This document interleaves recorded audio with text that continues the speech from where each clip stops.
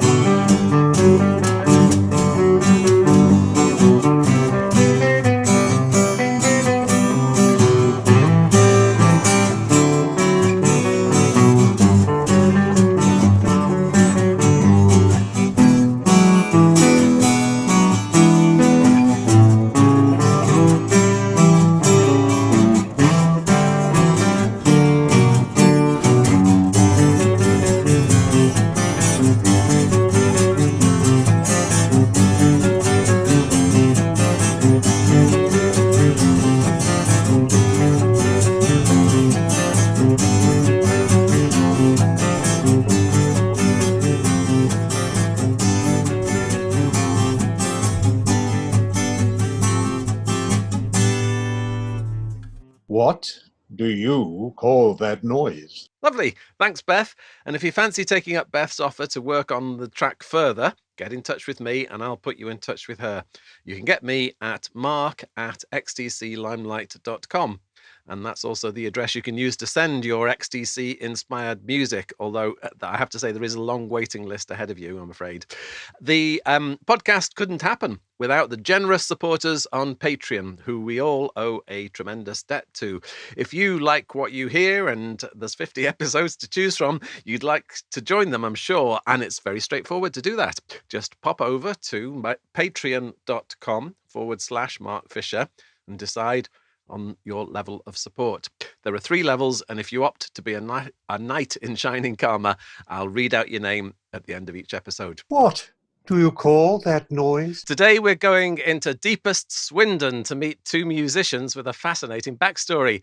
First up we have Ian Dosa, whose new book claims he's a big fish in a small puddle. It is a tale of sex and drugs and rock and roll and fags and curry. And beer.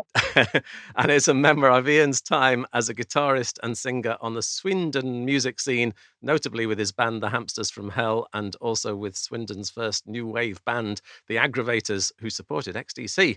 And as well as XTC, it includes encounters with famous bands such as Dr. Feelgood, The Clash, Wilco Johnson, The Meechers, Doctor and the Medics, and loads more. And it also involves a lot of beer. Hello, Ian. How are you doing? All good now that we've worked out the technology. Yeah, we're ahead of the game. welcome to the podcast. And sitting with Ian, this is equally as exciting, is his drummer, a man whose surname you might recognise. It's Lee Moulding. Hello, Lee. Hello, nice to speak to you. Great to have you on, Lee. Lee has also worked with, loads of bands, and works as a drum teacher as well. And he's worked with Steve Tilling, who's a previous guest on the podcast as part of Circus, and was on backing vocals and percussion in the TC&I gigs in 2018 with Terry Chambers and his dad, Colin Moulding. So both of them have got a lot of backstory. I'm not even too sure where I should begin, but maybe it's your book, Ian. So let's start with your book. What motivated you to put all of your experiences down in one publication?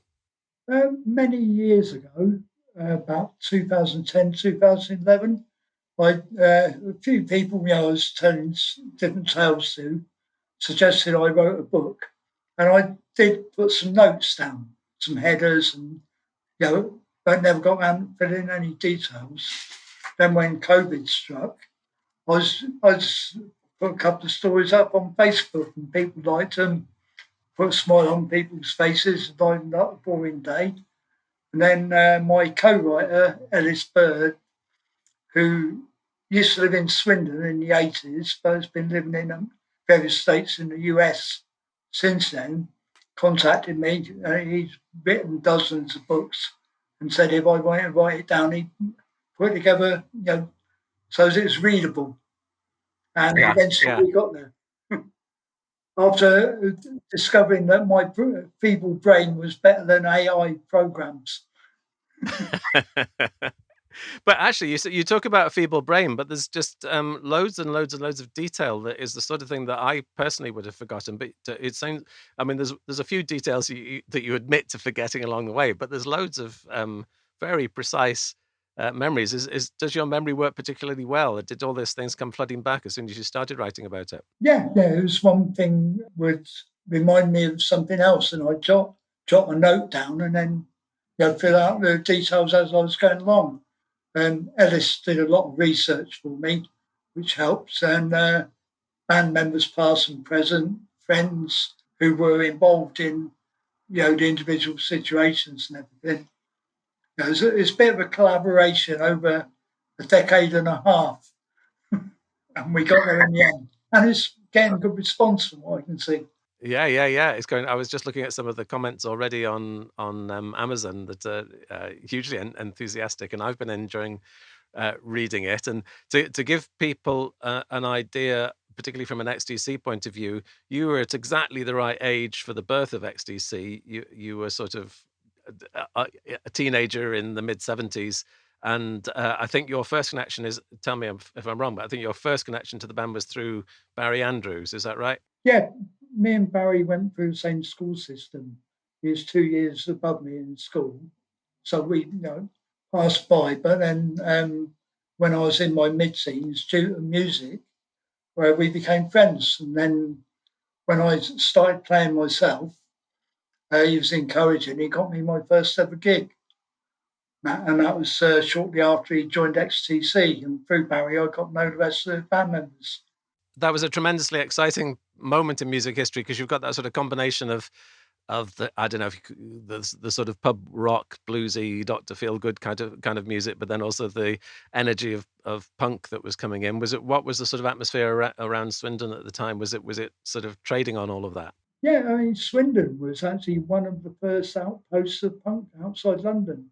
Ian Reid, horrible bastard that he was, put a lot of up and coming bands on in his club. And as far as I'm aware, the deal was he put the agency's band in at the affair in exchange for getting XTC a gig on the London pub circuit, which helped their career immensely.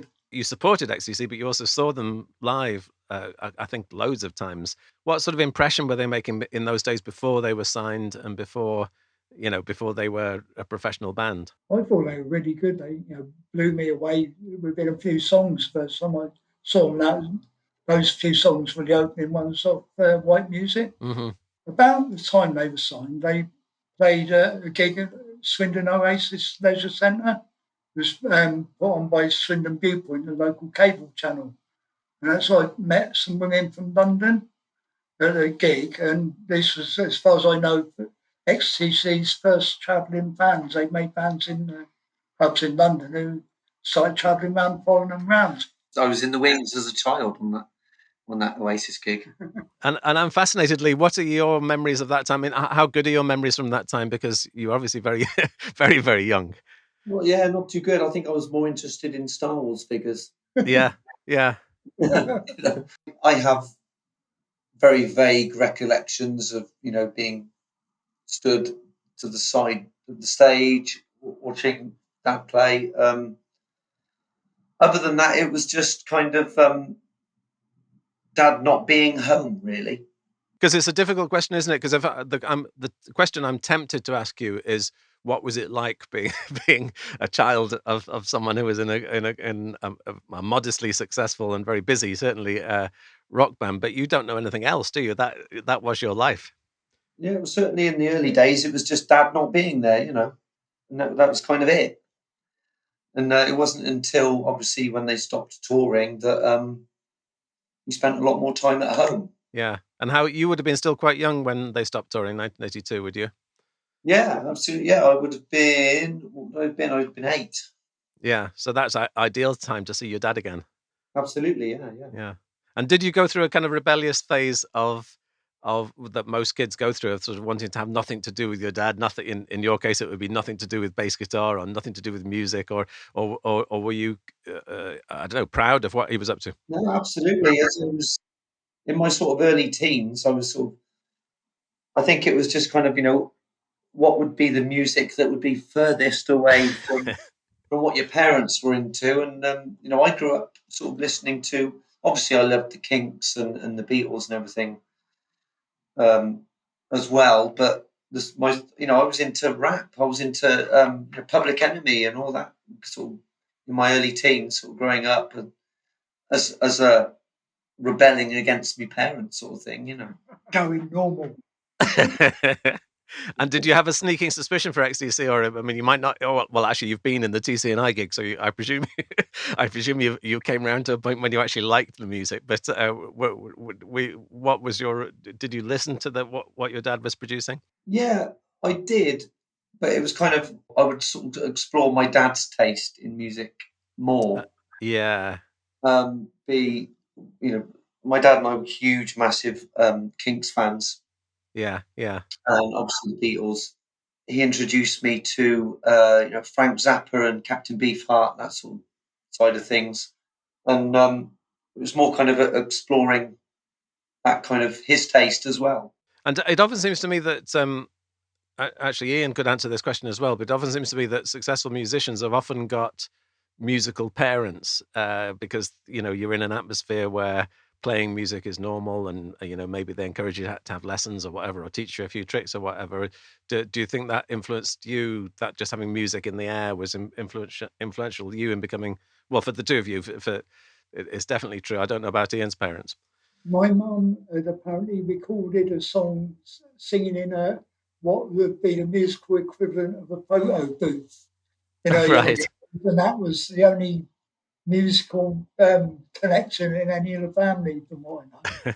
My dad, although he gave me half of the money for my first ever acoustic guitar as a 16th birthday present, didn't really encourage me.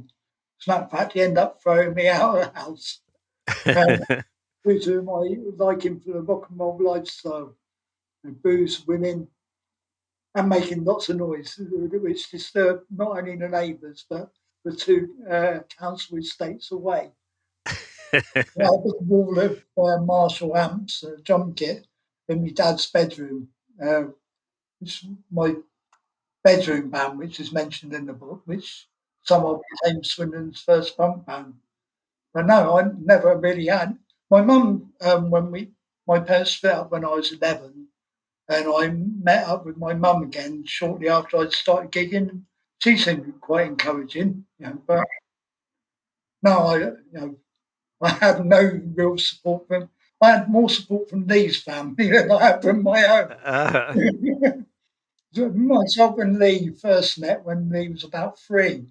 Colin was away on tour, and I saw Lee's mum struggling with 2 kids and loads of shopping bags, and I helped her carry her moments when I first met Lee and Joe. Although next time I met Lee was about 30 years ago, and he obviously didn't remember it, but we hit it off straight away. Oh, that's funny, yeah, because I was going to ask you, Lee, about that. You so it's not like Ian has always been around in your life, even though he has.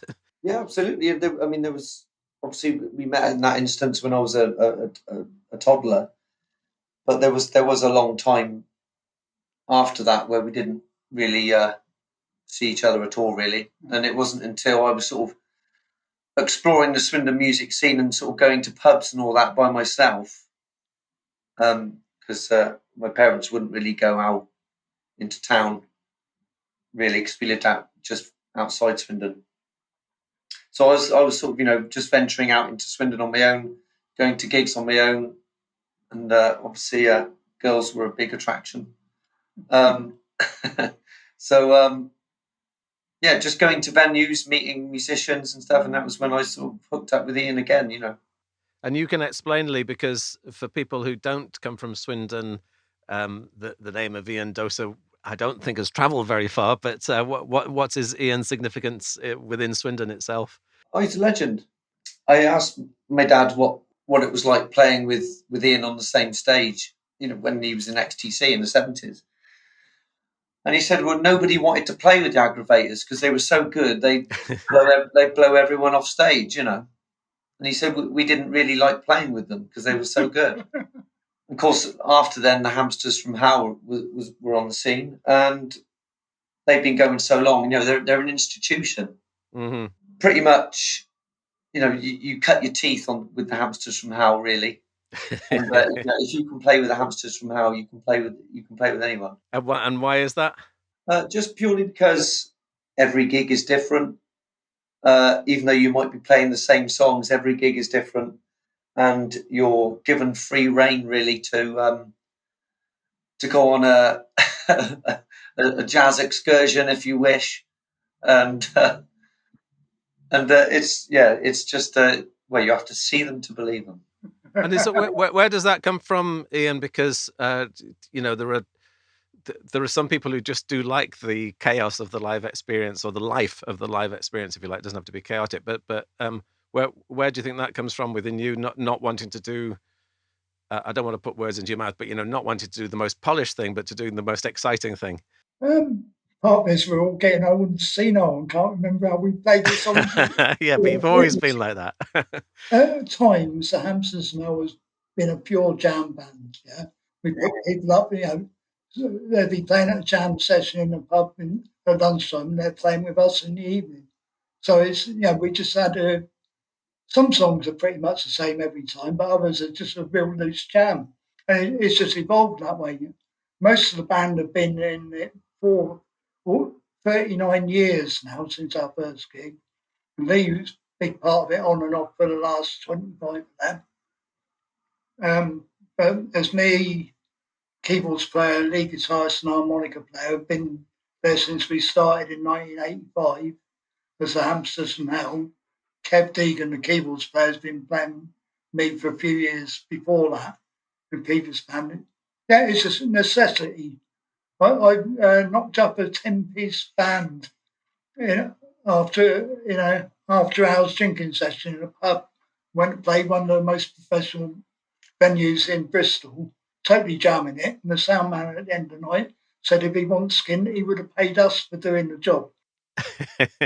But it's very rarely disastrous, but it does have its off nights. Is there something about your personality that is comfortable with that? Because many people would think, many performers, they want to do as slick and as polished and as perfect a show as possible. But the downside of that is it can also be a bit boring. What you're doing is more interesting. But is there something about your personality that's prepared to fall flat on your face? Yeah, it happens sometimes. But my idea is if you join the band, even whether it's standing for a gig or you join the band, you play what you want. I'll only ever say something if it doesn't work. Yeah, so everybody who's up there, if they're not enjoying themselves, that's their fault, not anyone else's.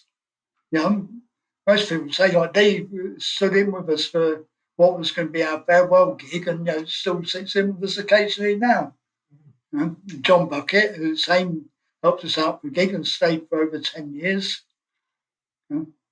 We've had numerous people guest with us. Most of XTC have played with us for a few songs and everything, including Colin. I've had the Meteors as my backing band at an impromptu gig. Got up on stage and sung with Wilco Johnson.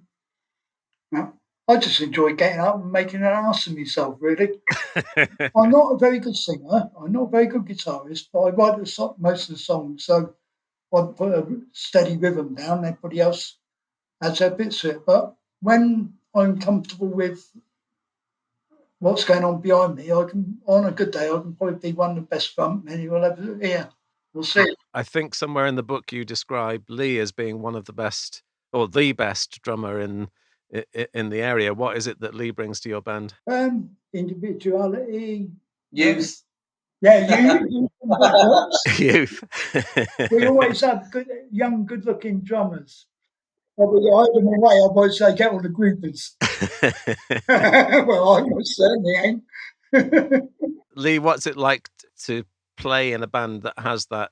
I mean, I imagine it's very different from, whether it's with TCNI or with Steve Tilling or all the other people that you've played with. I imagine the mood of playing with this band is different. It just takes it down to its core element, which is just fun. Yeah. And that, that's the priority of what it's all supposed to be about, really. It's why you do it. It's just because it's fun. And that's exactly what it is. And after the fun, obviously, there is a bit of work to do, sort of learning the songs and turning up and playing. But again, that's why you do it, because it's fun. And in that sense, it's like you've developed in a tradition that sort of does begin with Wilco, but that sort of performative side of things. That there was a whole load of bands around in that sort of mid-70s where the fun was in the performance. It wasn't about necessarily going into a studio and recording records. No, it doesn't really need to be polished at all. I think there's a little bit of angst there, which is nice and exciting to watch if it's a little bit more unrehearsed. Mm-hmm.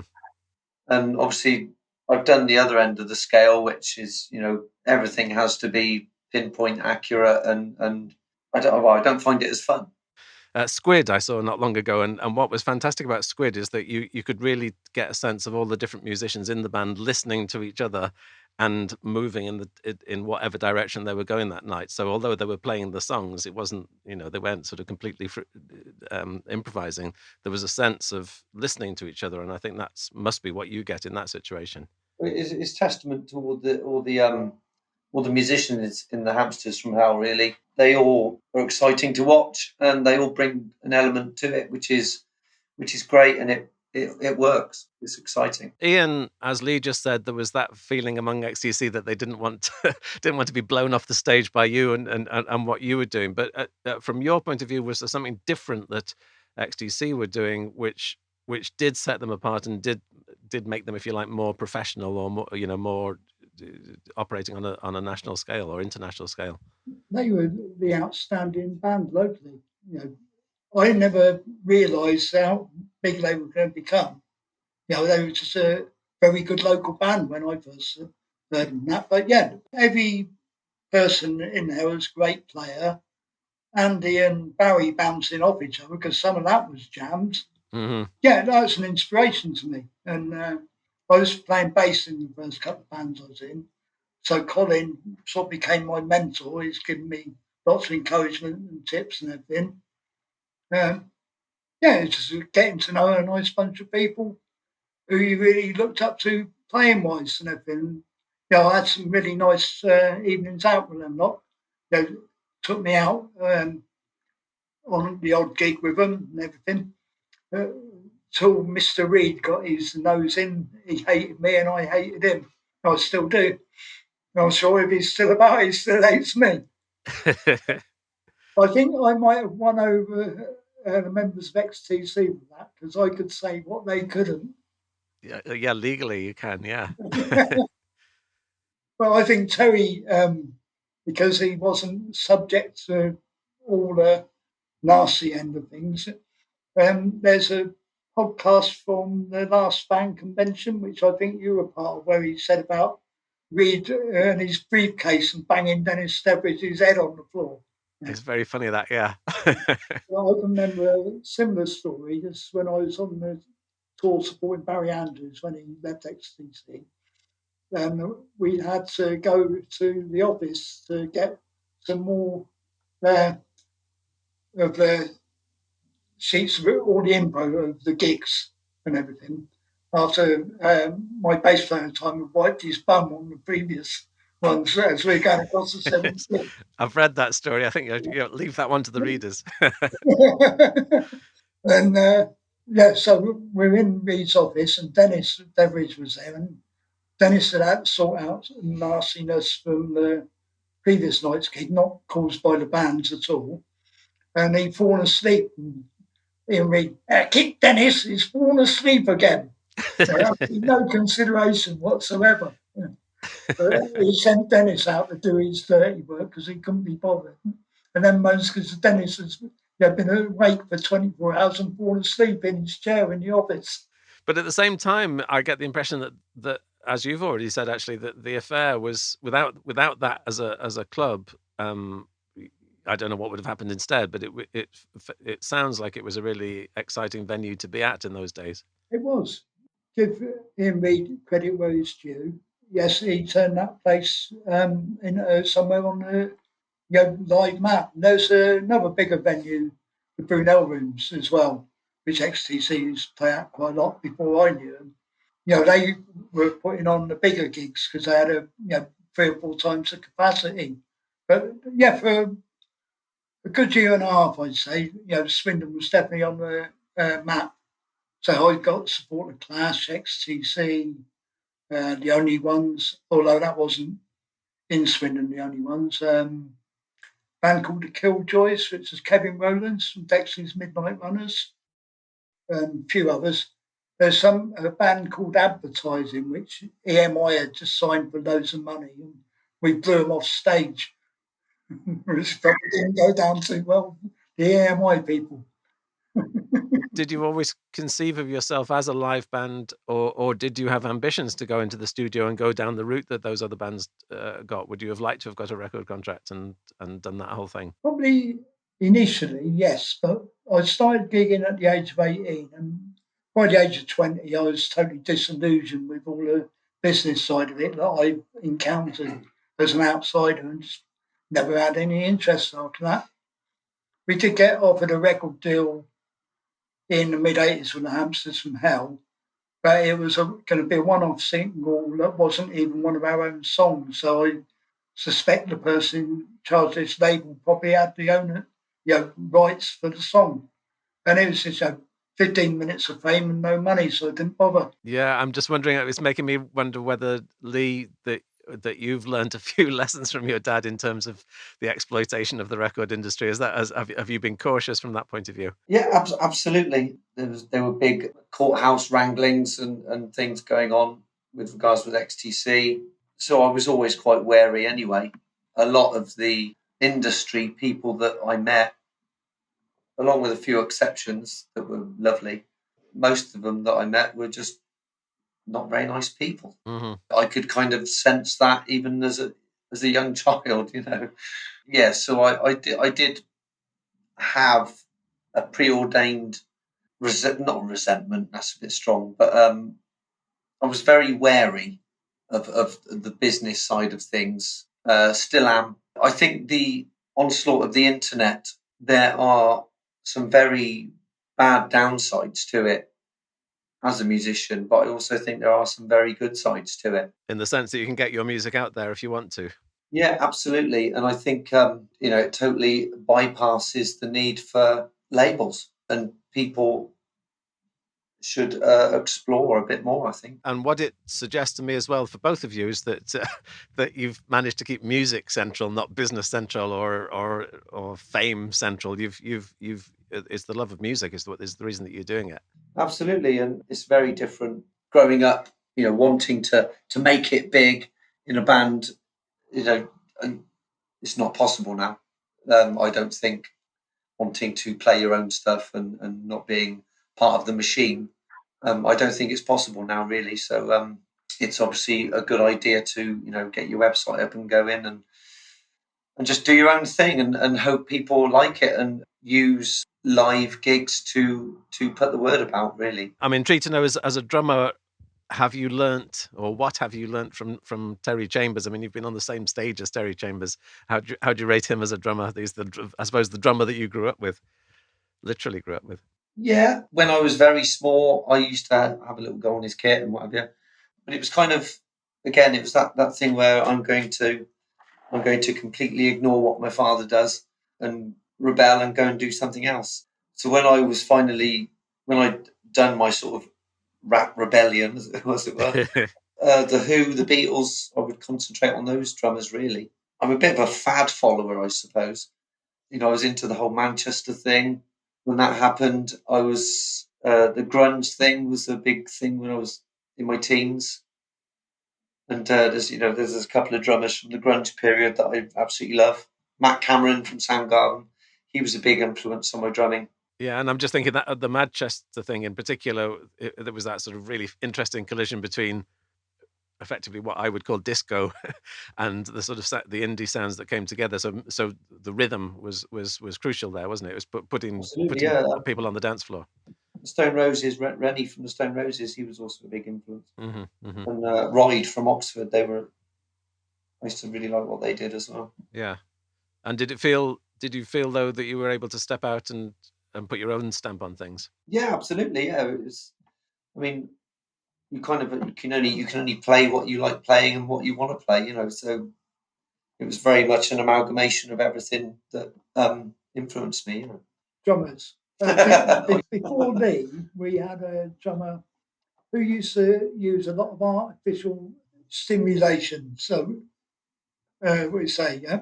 And he only had two speeds of playing. It was either before he powdered his nose, everything would be slow blues speed, and after he powdered his nose, even slow blues would be Motorhead speed. Quite exciting to play with, I would have thought. He was a nightmare. He was okay in the early days, but then his habit got too bad. But Lee was a breath of fresh air. And myself and Lee had known each other a few years by the time he first played with Hamsters now. But we had this rehearsal for what was going to be my final gig ever. And we did half a dozen songs, went out for a smoke break, and Lee had played a different beat to every one of those songs. And he just worked that out from having listened to us and what his interpretation was. And it saved the band. If it hadn't been for that practice and Lee's enthusiasm and deciding he wanted to join the band, we probably wouldn't be going now. But I have been lucky since Lee. because we've attracted most of the best drummers around. The only one we haven't had is Terry, but who knows, he's in Swindon, it might happen at some point. Yeah, you never know. That'd be every member of the recording lineups at XTC been Hamsters then. We had Andy recording with us and helping my songwriting. Dave, Colin, and Barry have jammed with us. So the only one we haven't got is Terry, and that'd be the full set. Can you identify what you, from in all of those people you've just mentioned, Colin, Dave, Andy, Barry, can you identify what you learnt from each one of them? You know, what was it like to have Andy advising you on songwriting? It wasn't so much advising me, it was helping me with a couple of songs over the years. But when we went in the recording studio with Andy, going to be producing it, but as it happened, he couldn't do the final mixes. He had, a paying job rather than doing us a favour. But yeah, we all learned songcraft. The bloke who ran the studio learned how to use his equipment differently from what the manual was saying. So yeah, all the experience. The others were all jamming live, so it was just enjoyment and fun on the moment.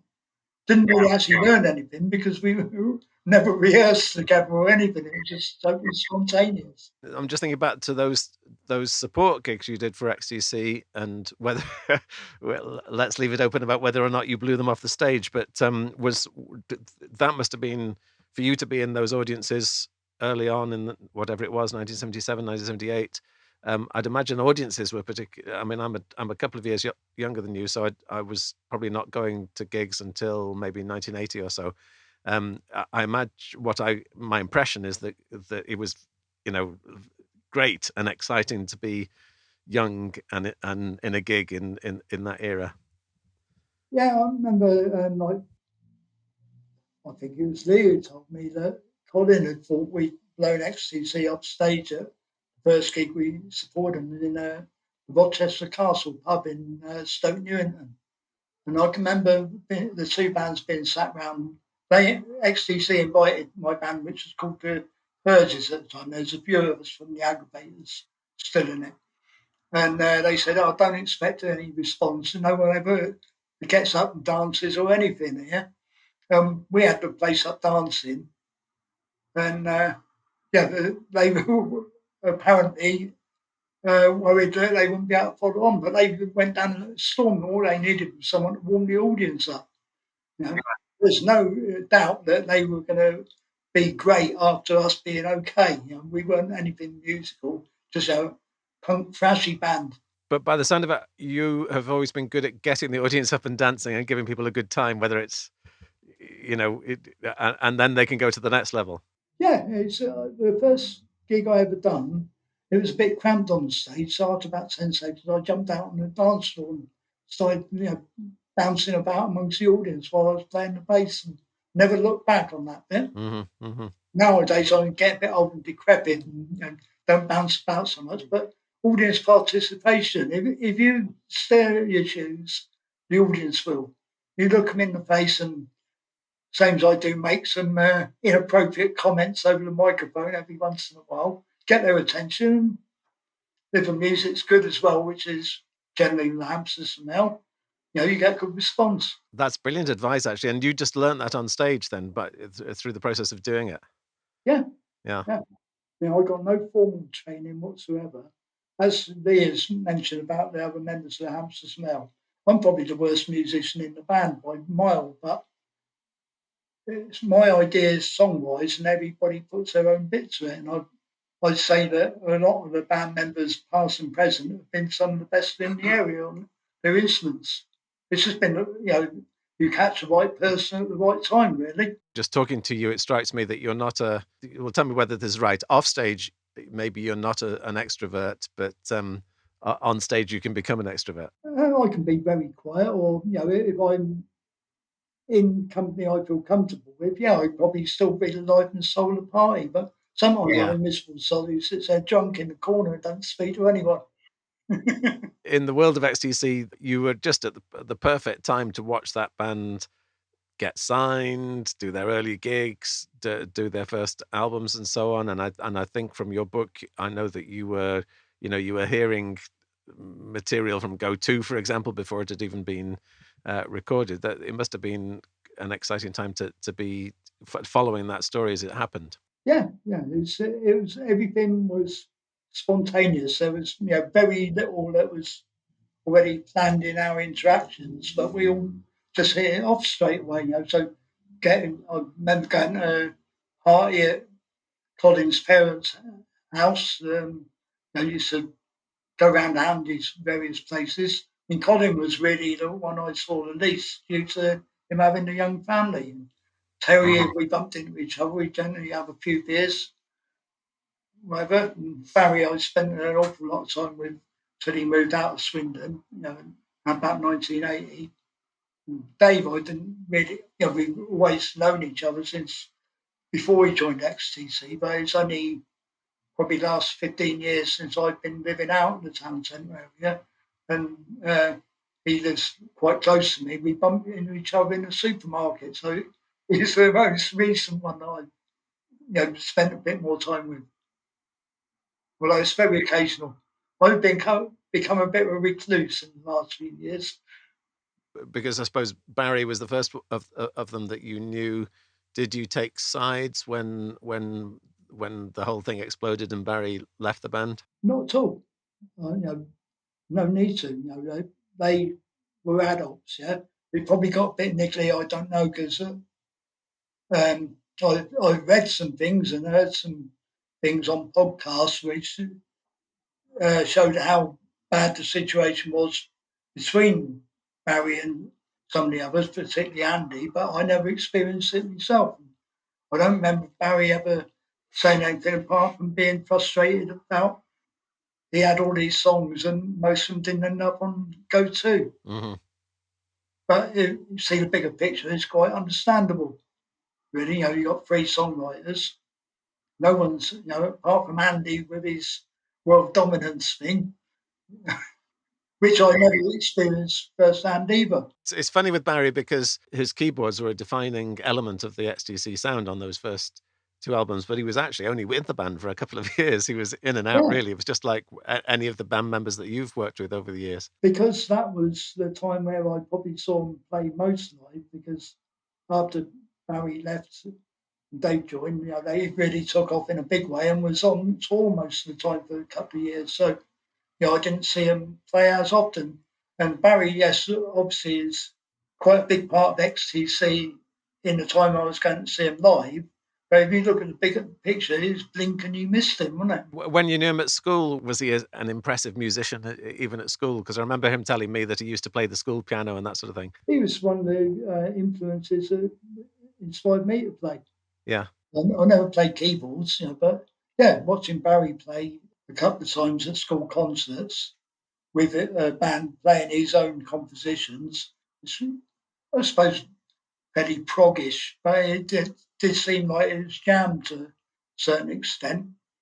And Wilco Johnson, and I was always a big Slade fan, so there's people with a bit of life and character about them. Yeah.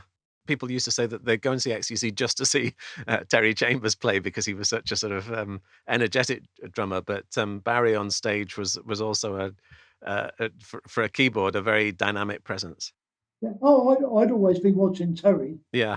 Someone put something on, may have been the CCI page on Facebook about they used to watch him counting, keeping time. Fuck, full. Which I never heard because of his jumps. But I do remember watching him counting, and they invited me to one of the TC&I secret warm-up shows. Oh, yeah. Yeah, and I went along, and part of the way through, I remembered seeing his comments. I was watching Terry's mouth. And then you were in the support band for Barry when he left XTC, weren't you? And briefly, Barry was actually in your band supporting himself. Yeah. Virgin Records didn't seem to like that one. But, I had originally when Barry left XTC, he was going to form a band and he wanted me to play bass. But because he'd been away for most of the previous year, he didn't realise I'd swapped to 6-string and didn't have any bass gear. So he offered me the support slot on the tour. Mm-hmm. And I had myself and a bass player. The bass player had only ever done one gig in his life, and I'd done about a dozen or so. And so we had Barry's guitarist playing drums and Barry Fancy playing sax. So we did a couple of gigs with that lineup, and then as the first week and a bit of the tour went on, I had an ever-changing lineup, ending up with me doing a solo gig in the Hope and Anchor in London, which, according to one of the music papers critics, who unfortunately weren't working, it was more entertaining than Otway and Barrett. Well, there you are. But I imagine quite in Otway and Barrett is a good comparison from what the kind of scene that you were in. It was that they're very similar in their approach.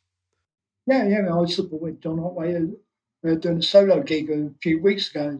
Otway's still great fun live and a nice bloke to get on with as well. On that tour, did it attract a whole load of disappointed XTC fans, or did Barry sort of reinvent himself faster than that? I don't remember any disappointed XTC fans, but yes, there were definitely a lot of XTC fans had gone to watch him. Yeah, seeing what was happening next.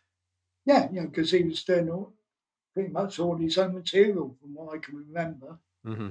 And he had some good songs, which some of were recorded, as far as I know, for Go To, but never ended up on the finished thing. Then he just went off and done his various own things and ended up in Streetback. Yeah, and because of the era, Lee, I'm just kind of thinking you must have seen your dad on the telly, mustn't you? That must have been a weird thing? Yes, it was. I remember sort of going to school, primary school, and sort of saying, my dad's going to be on telly on Saturday morning TV tomorrow. And then, of course, everyone, yeah, right. And, of course, there he was, So it was, it's quite weird. It's quite a weird. It can be quite a weird thing. Because they got a lot of coverage at that time. I mean, I got into them in 1979, so, and there was, at that point, it wasn't necessarily reflected in the amount of records they sold, but they were on Multicolored Swap Shop, and they were on Top of the Pops and Magpie and all of these other things. So their visibility was pretty high at that time, and I don't know if that was embarrassing for you as a child or something to be proud of. No, not really. I mean, everything they've done. Obviously, I've always been extremely proud of what Dad's done, but it's kind of, there's the other side of the coin as well, where being a musician, everyone always compares you to XTC or whatever, and it's always brought up in conversation. So if I don't know someone, I won't bring it. I won't mention it at all.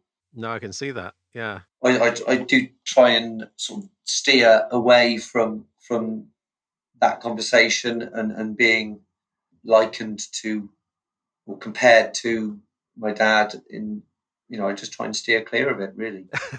Till you get dragged onto a podcast and forced out of you. Exactly. Yeah, exactly. Sometimes you just get forced. I made a mistake a few years ago down in Cornwall. We were locking after a gig in a pub, and someone said, "Oh, you're from Swindon. Do you know XTC?" And I didn't realise this thing about me steering clear of it. So I said, "Oh yeah, Lee, Colin Moulding's son."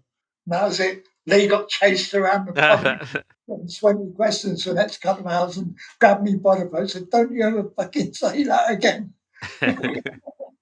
Sometimes you do get confronted with it, but it's not a discourteous thing. It's more of I need to concentrate what I want to do. I don't want to sort of get dragged back to the same conversation. I kind of want to, although we can hear. But, I just kind of like look. I'm more of a look forward kind of guy, and I much prefer to concentrate on what I'm doing and try and not prove myself, but just do the best I can as a musician.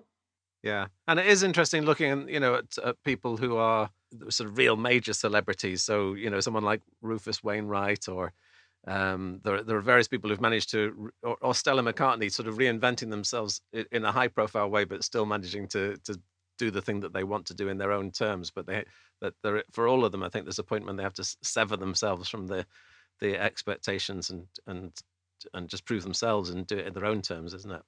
Absolutely, yeah. You've kind of got to veer away and do your own thing, and I've always kind of tried to do that. Really, previous bands I've been in, they've asked me back, sort of, let's do a reunion gig, and I've always turned it down because I'm much more of it's time to do something new and move on, and I've always kind of tried to look forward. Play my old I was going to say play the same old shit, but.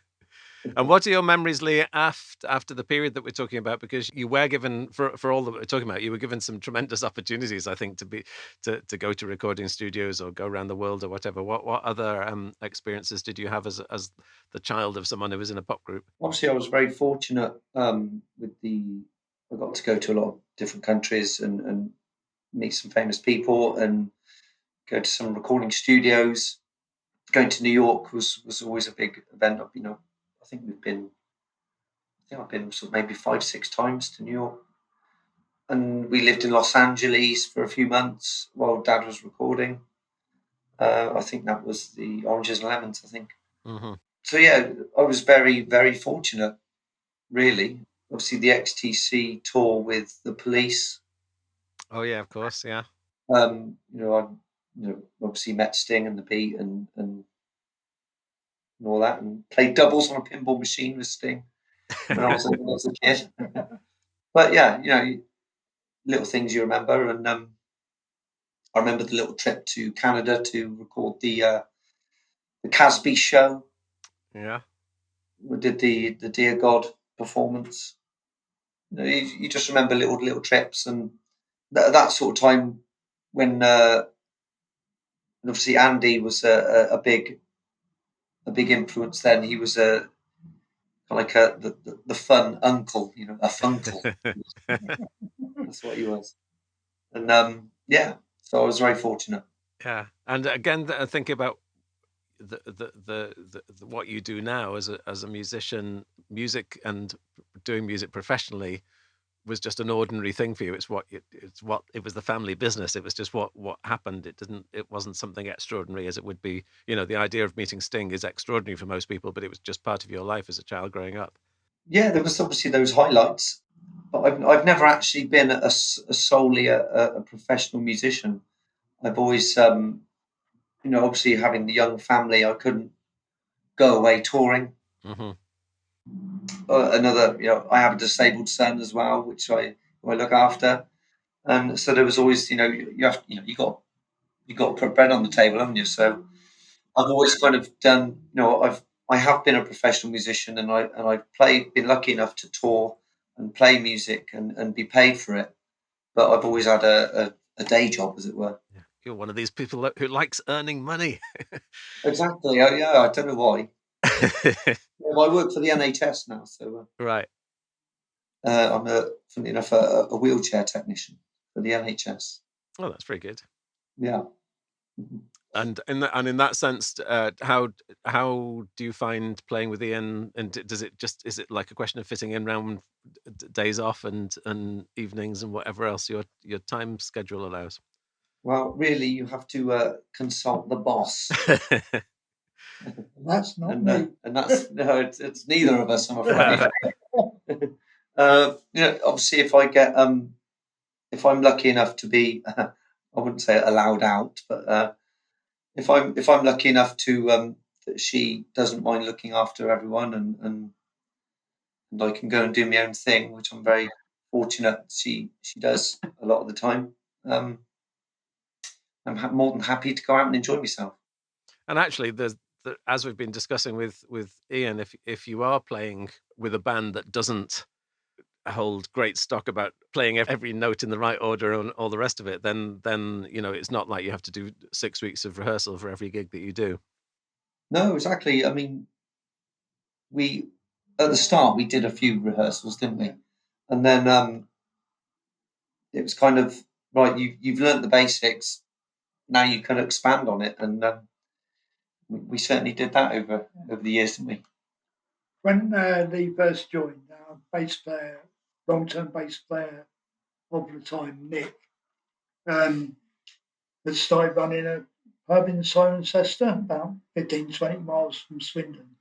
We had a rehearsal space booked. Then his marriage went tits up. And we never rehearsed again for about 12 years, wasn't it? Something like that. We'd have an ever-changing lineup. I'd just show him the songs at the side of the stage, after sound check and that. Blagged it. Got away with it most of the time as well. Yeah, well, if you kept that up for 12 years, you must have been doing something right. We actually got better as well. And I mean, that attitude seems to me similar to like a jazz band where you get a whole load of musicians coming together and they know the chords and they'll improvise around it. Is it that sort of attitude? But if I'm very sporadic on my songwriting. Sometimes I'll come up with a few within a few months. Other times, one every few years. So, we do a sound check and I'd show them the song and we'd play in the set that night. If it didn't work, didn't matter. We'd do it again the next time till it does work. Yeah. There have been a few gigs where I remember a few gigs we were in the pub playing. More often than not, we would everyone in the band would get a solo, me included, in some of them. So Ian would normally wander off into the crowd and interact with the crowd while we were soloing. And I remember the guitarist was soloing and we were looking around saying, "Where's Ian?" And he was, we looked back and I was still playing and I looked out the window and he was outside smoking a cigarette, watching the band while doing his solo. And, it can catch you off guard sometimes. That's fantastic. Yeah. There's one bit of XTC's career that I haven't included that I know that you were around a little bit for, Ian, because you write about it in the book, which is that 1982 period where touring came to an end and his mental health wasn't good. But by that point, they'd become, there's a theory that they were on the cusp of super greatness, but certainly they were in terms of fame and popularity. But they were certainly their trajectory was on the up. Does it? It seems to me, within the space of about 5 years, they'd achieved a tremendous amount, and yet they were the band that you would have remembered from the affair only a few years before. What are your memories of 1982 and that sort of period? The last time I saw XTC play live was in 1981 at Bath University. Mm-hmm. So, I think I was intending going to the Swindon gig on the 1982, tour that ended up, being cancelled after a few shows. But I just thought it was a real shame. They worked really hard. They, as you say, on the cusp of superstardom. I thought as well. And then for it all, the band didn't fall to bits, but the way they've been going about it did, with Andy not wanting to play live anymore. The first I knew about it was I bumped into Terry in the town centre. I thought you were supposed to be in America. And he told me about Andy's breakdown and everything. And it's just a shame, but it was good to see that they carried on for all them years and, on a musical level, came out with even better stuff. So there's your limit to what you can do with a 4-piece band live compared to what you can do in a studio with pretty much unlimited tracks and to some extent unlimited time. And in the days when Virgin were still, very supportive of them. Lee, a question for you coming back to Ian's book, A Big Fish in a Small Puddle, which I think Amazon is the best or the most convenient place for you to sell it through, isn't it?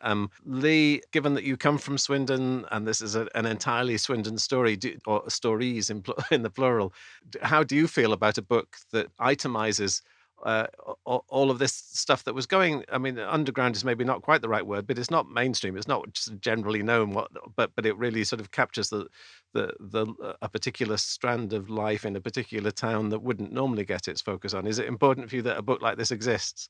I think it's great. I mean, the mainstream tends to completely miss Swindon. So it's actually nice to see something, stories that you bore witness to. Yes, it's nice, and you can read about places that you actually know, which is nice. Yeah. Really. People you know. And people of course.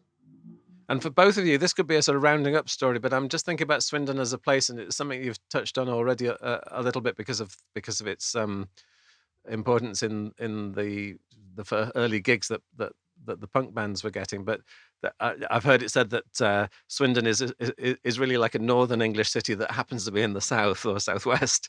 It's sort of slightly in its wrong places. It's got that sort of more of a working class history and so on about it. But it's interesting. I mean, it's interesting that you two are still in the area. All of XTC are still in the area. There was something about that town that seems to hold people,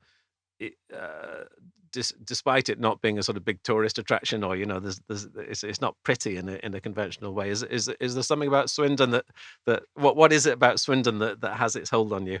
There is definitely some sort of tractor beam that. Or some sort of surface tension or whatever that keeps everyone here. Yeah. It is true. You can take the boy out of Swindon, but you can't take Swindon out of the boy.